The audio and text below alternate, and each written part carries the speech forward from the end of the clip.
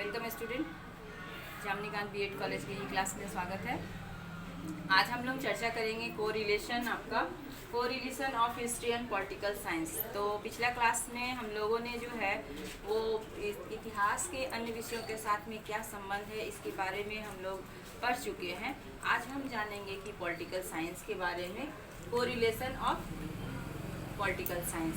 लेकिन इसको जानने से पहले आपको एक चीज़ बता दें कि सबसे पहले कि कोरिलेशन क्या है।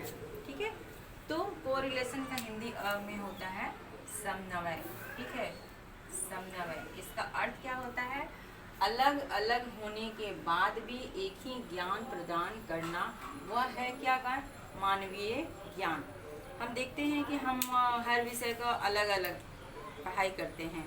ज्ञान को जो है वो खंडित करके पढ़ाया नहीं जा सकता, वो अखंड है। लेकिन सुविधा के लिए जो है हम लोग क्या करते हैं, उसको अलग अलग विषयों के रूप में पढ़ाते हैं ताकि सुविधा हो। किस चीज़ के लिए? ज्ञान अर्जन के लिए। लेकिन हम कोई भी सब्जेक्ट पढ़ें, उसका मुख्य उद्देश्य होता है मानवीय ज्ञान को प्रदान करना। आते हैं कि संबंध का उद्देश्य क्या है। एम्स ऑफ कोरिलेशन, सहसंबंध का उद्देश्य क्या होता है, किस उद्देश्य को लेकर के जो है हम ये कोरिलेशन को अपनाते हैं। एक एग्जाम्पल देना चाहेंगे यहाँ पे कि जैसे मान लीजिए कि एक पेड़ होती है और एक पेड़ की कई शाखाएं होती हैं। ठीक है, लेकिन वो सारी शाखाएं जो है वो एक ही पेड़ से जुड़ी होती है। तो उसी तरह से ज्ञान जो है, ज्ञान की कई शाखाएं हैं, कई विषय हैं जिससे हम लोग ज्ञान अलग अलग रूप में ग्रहण करते हैं। लेकिन सबका उद्देश्य होता है मानवीय ज्ञान को देना। यानी ज्ञान को हम खंडित नहीं कर सकते हैं, लेकिन अपनी सुविधा अनुसार हम इसको अलग अलग करके पढ़ते हैं। अब हम आते हैं ज्ञान का जो ये सहसंबंध का जो उद्देश्य है वो क्या है। सबसे पहला है ज्ञान को व्यवहारिक बनाना। व्यवहारिक बनाना, हम उस ज्ञान को अर्जित करते हैं जिसको हम उपयोग कर सके। तो इस तरह से ये क्या करता है, अगर हम दूसरी चीज़ दूसरे सब्जेक्ट के साथ में जोड़ करके पढ़ते हैं तो उससे क्या होता है, हमारा ज्ञान व्यवहारिक होता है, उसमें स्टूडेंट रुचि लेता है पढ़ने में। पाठ्यक्रम को सरल बनाना।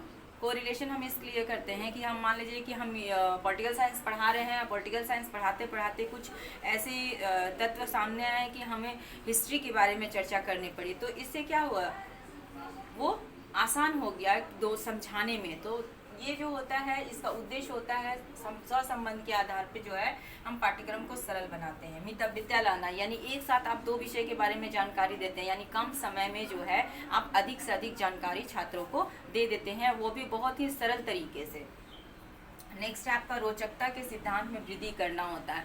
रोचकता कैसे? मान लीजिए कि हम एक ही सब्जेक्ट को पढ़ रहे हैं, पढ़ते पढ़ते पढ़ते पढ़ते बोरिंग लगने लगता है, और जब हम फॉर एग्जांपल लेकर किसी और सब्जेक्ट के साथ में उसको जोड़ते हैं तो क्या होता है, स्टूडेंट उसको इंटरेस्ट लेकर के सुनता है, समझता है। तो इससे क्या होता है, रोचकता का जो सिद्धांत है, जब तक हम रुचिकर नहीं होगा कोई भी पाठ्यक्रम, स्टूडेंट पढ़ना नहीं चाहेगा। तो उसमें वो वृद्धि होता है। सामाजिक गुणों का विकास।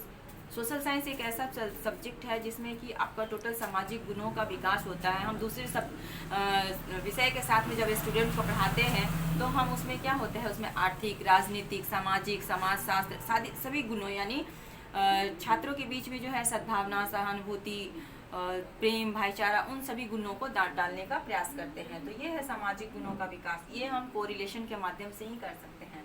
नेक्स्ट है मानवीय संबंधों की जानकारी।